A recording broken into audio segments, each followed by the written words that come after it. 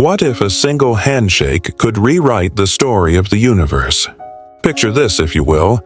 Joanna Lumley, that luminous British actress, her elegance cutting through the grey haze of London, meeting the Dalai Lama, that exiled sage whose laughter defies despair in 2016, a moment dangling on the edge of fact and fantasy. I don't know if it happened exactly then, exactly there, but oh, the thought of it grips me. It's like a spark igniting a wildfire in my imagination. Two souls, one draped in the glitter of fame, the other cloaked in the quiet of enlightenment, crossing paths in a city that never sleeps. What did they say? What did they feel? Did the air hum with something sacred? Something we're all too busy to notice? I'm hooked, utterly captivated, and I want you to come with me, down this rabbit hole of wonder, where philosophy meets flesh and blood, where a meeting becomes a mirror for everything we are and could be. Let's start with Joanna Lumley, shall we? She's no ordinary star. Good heavens, no. She's the woman who brought Patsy Stone to life in Absolutely Fabulous. All champagne and chaos, a whirlwind of hedonism that made us laugh until we ached. But peel back the sequins, and there's so much more. A heart that beats for justice, a voice that cries out for the forgotten. Her grandfather, Lieutenant Colonel Leslie Weir, knew the 13th Dalai Lama, walked the rugged paths of Tibet, and left her a legacy of connection to that far-off land. Can you imagine it? A little girl growing up with tales of monks and mountains, a seed planted deep in her soul, blossoming years later into a passion for Tibet's freedom. She's a bridge, isn't she? A woman who straddles the glossy West, and the mystic East, who uses her spotlight not just to dazzle but to illuminate. I see her standing there, in some London room, maybe a grand hall, maybe a quiet corner, her eyes bright with that mix of warmth and mischief, and I think, this is someone who gets it. Life's not just a stage, it's a chance to care, to reach out, to mean something, and then there's the Dalai Lama. Oh, what a soul. The 14th of his line, Tenzin Gyatso, a man who's seen his homeland torn away, who's lived in exile since 1959, yet carries joy like a lantern in the dark. My religion is very simple. My religion is kindness, he said. And every time I hear those words, I feel a lump in my throat. How does he do it? How does he smile through the weight of loss, laugh through the sting of injustice? Lumley herself has spoken of that laugh, called it infectious, a burst of light that lifts you out of yourself. I picture him stepping into London, that sprawling, restless beast of a city, his maroon robes a splash of stillness against the concrete and clamor. Did he feel the pulse of it? The ambition, the loneliness, the endless chase? And when he met Lumley, did he see in her a kindred spirit, someone who, in her own way, fights the same fight, to make the world softer, kinder, more awake? Now, let's set the scene. London, 2016. Or maybe it was 2015 or 2017. The dates blur, but the image burns bright. The city's alive, isn't it?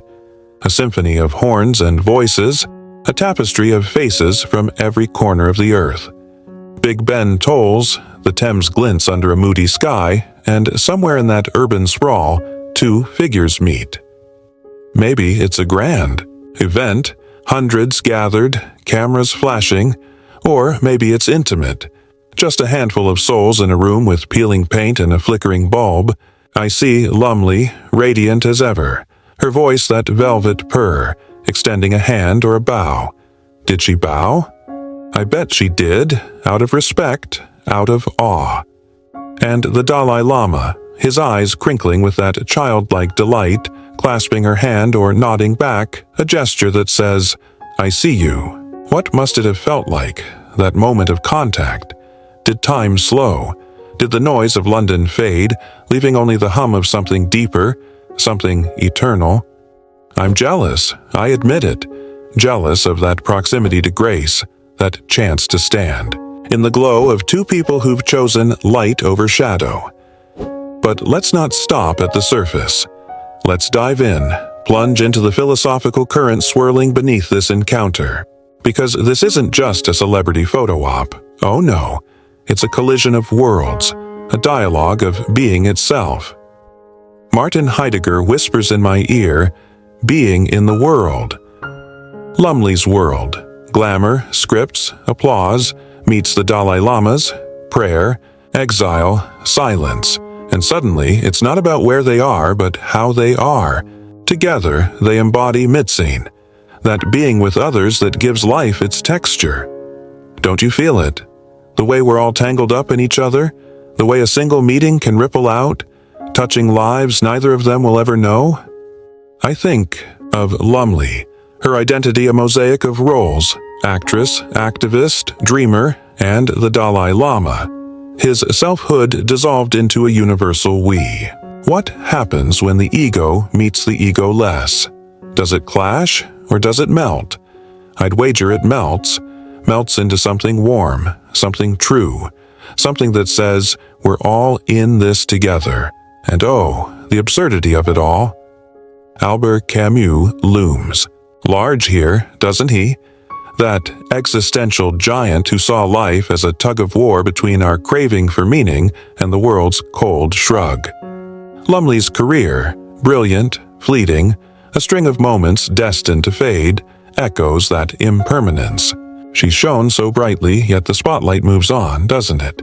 I've watched her in documentaries, Trans-Siberian Adventure, India, her curiosity pulling her across continents, and I've thought, she's searching, just like me. For what? Purpose? Connection? A way to outrun the void? And the Dalai Lama. He's wrestled the absurd too, hasn't he? Exiled at 24, leading a people without a land, yet he laughs, he teaches, he lives. The purpose of our lives is to be happy, he says, and I want to shout it from the rooftops. Yes, yes, yes. Their meeting feels like a rebellion against the absurd, a defiant no to despair, a bold yes to joy. Can't you hear it? Two voices, one loud with laughter, the other soft with resolve, harmonizing against the silence. I can't shake the timing. 2016, a year that shook the world. Brexit split the UK like a thunderclap. The US election tore. At democracy's seams and everywhere, people seemed to turn inward, away from each other. Division was the air we breathed, wasn't it? And yet, here's this supposed meeting. A counterpoint, a lifeline. I imagine Lumley and the Dalai Lama sitting together. Did they sit? Did they sip tea? Swap stories? And I see a flicker of unity in a fractured age. Emmanuel Levinas steps in now, his voice urgent. The face of the other demands a response. When Lumley looked at the Dalai Lama, what did she see? A teacher? A friend? A mirror of her own longing to heal the world? And he, what did he see in her? A woman who, despite the trappings of fame, chose to care? I feel a shiver. Oh, to witness that exchange. Its ethics made flesh, responsibility born in a glance, a reminder that we're bound to each other, inescapably, beautifully. Let me get personal for a moment. Bear with me, because this hits close to home. I've walked London's streets, felt its pulse, its weight. I've stood in crowds and wondered, where's the soul in all this noise? I've chased my own versions of Lumley's fame, smaller, humbler, but just as fleeting, and I've tasted the emptiness that follows. Haven't you? That ache when the applause dies down, when the day ends and you're left with yourself? But then I think of the Dalai Lama's kindness, Lumley's courage, and I'm struck dumb. They found something I'm still groping for, a way to live that doesn't just fill the hours, but means something. Their meeting, whether in 2016 or some other year, feels like a beacon. I want to grab it, hold it tight, let it guide me out of my own shadows. Don't you feel that pull? That hunger to be more, to love more, to wake up? Let's linger on compassion, because if this encounter means anything, it's that. The Dalai Lama's karuna, that Buddhist call to ease suffering, flows through him like a river. Lumley's felt it. She said so, hasn't she?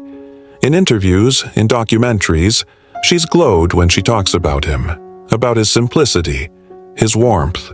I picture her asking him something, maybe about Tibet, maybe about life, and him answering with that gentle clarity. Be kind whenever possible. It is always possible. I'm floored by that, aren't you? Always possible.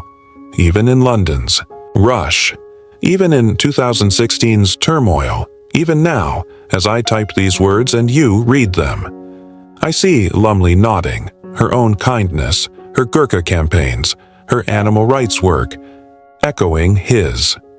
Two people, worlds apart, yet bound by this one truth. Compassion isn't weakness, it's power. It's the fire that keeps us human. And the laughter. Oh, the laughter. Lumley's called it a gift, and I believe her. I can hear it now, can't you? That bright, bubbling sound cutting through the heaviness, lifting her, lifting everyone in earshot. I've laughed like that, once or twice. Those rare, pure moments when the world feels light, and I chase it still. The Dalai Lama's joy isn't naive, it's radical. It's a fist raised against sorrow, a song sung in the dark. And Lumley, with her wit, her charm, doesn't she carry that too? I bet they laughed together, shared a moment where words fell away and only the sound remained. What a thing to behold. Two people laughing in a city of strangers, proving that happiness isn't a dream, it's a choice. Let's zoom out, way out. What does this mean for us, for the world? If Lumley, a daughter of the West, can find harmony with the Dalai Lama's Eastern soul, then maybe there's hope for the rest of us. Maybe we can bridge our own gaps between nations, between hearts. I think of 2016's chaos and wonder. What if more of us had met like this, looked into each other's eyes, listened, cared? I'm not naive. I know the world's a mess, always has been. But this meeting, this spark, it whispers possibility. We can only live in peace if we live with compassion, the Dalai Lama said, and I feel it in my bones. Lumley's lived it, hasn't she? Through her work, her words, her quiet moments with him.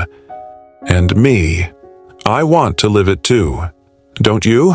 I'll confess something. I'm obsessed with this image, Lumley and the Dalai Lama together. Not because of the facts, those slippery details of when and where, but because of what it stirs in me. Awe, longing, a fire to be better. I see them as symbols, sure, fame and faith, West and East, but more than that, as people. Flawed, searching, real. I imagine Lumley leaving that meeting. Did she cry? Did she smile? And carrying a piece of him with her. I imagine him too, touched by her spirit, her tenacity. And I imagine us, you and me, carrying this story, letting it shake us awake. Why do we settle for less? Why do we let the world grind us down when we could lift it up? So here's my plea, my shout into the void. Let this matter. Let this supposed meeting in London, 2016, true or not, be a call. To laugh like they did. To care like they do. To live like every moment's a chance to connect. I don't care if the date's wrong, if the place is off. What I care about is the truth beneath it. Two souls met, and the world was brighter for it. Happiness is not something ready-made. It comes from your own actions. The Dalai Lama's taught us, and Lumley's shown us, and I'm begging us to hear it. Oh, what are we waiting for? This is our shot, yours, mine, to step into the light, to choose kindness, to make meaning. Let's not waste it.